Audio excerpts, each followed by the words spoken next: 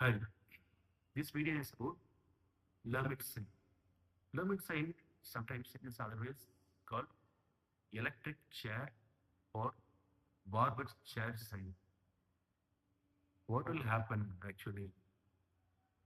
The patient may feel a sudden shock, electrical shock like sensation which arises from the posterior neck region. Most probably it will be craniocord. That means the symptoms, the shock-like sensation, that may start from the neck region and it may shoot up down towards the spine. And sometimes it may project towards the limbs also, arms or the lower limbs also. That is very rare, but anyway, it may also occur. Very rarely, the symptoms, mainly it is uh, craniocaudal only, but very rarely it will be reverse also. அப்படி pass எடுத்து most most pro- most probably it will be craniocaudal only, but sometimes very rarely it will be towards the upper side also. Up in the direction will be towards the cranium also, from this part to the cranium also. Maximum it will happen at the neck region only. So when the sign, when we want to check this, we can ask the patient to flex the neck. We can ask the patient to flex the neck or ask the patient to tuck in the chin tuck. Make ask the patient to do chin tuck like this and go for flexion. So when the patient is attempting to do that particular action, shocking sensation may start from the cervical, from here. See, why it is occurring actually? There may be any injury which happens to the, which damages the posterior column of the spinal cord. Okay, that leads to this shock-like sensation. So what is happening? So there will be damage or demyelination occurs, demyelination of the axons which is present at the posterior column. So when we try to go for a stretching, for normal people, there will not be any kind of abnormal signs.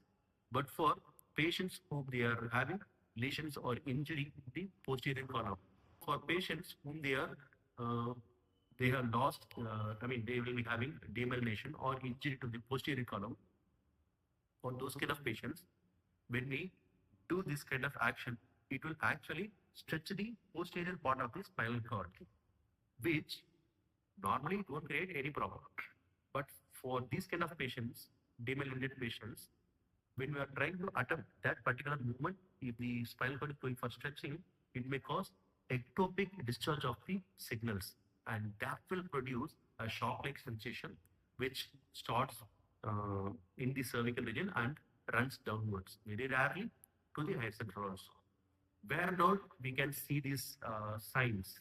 For example, we can see this in multiple sclerosis, cervical spondylotic myelopathy, vitamin B12 deficiency conditions, and cervical cord trauma and radiation myelopathy also. We can see these kind of symptoms. How long it will be there?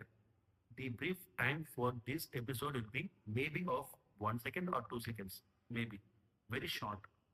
And the position which is triggered, which is triggering this particular sign is uh, tucking in the chin towards the chest, tucking in the chin towards the chest. So what will happen actually? The posterior column of the spinal cord is going to stretch. So this particular position will provoke the sign. Okay. What is actually happening? As I already told you, this will happen maximum craniocaudal only. And cordocranially, suppose we are, you may have doubt, when we will be having this kind of limit signs. As I already told you, multiple sclerosis or cervical cord trauma or radiation myelopathy or vitamin B12 deficiency. These kind of things, we can have this limit sign. But sometimes we are having reverse limit sign, which will happen when there is any nitrous oxide toxicity. What will happen?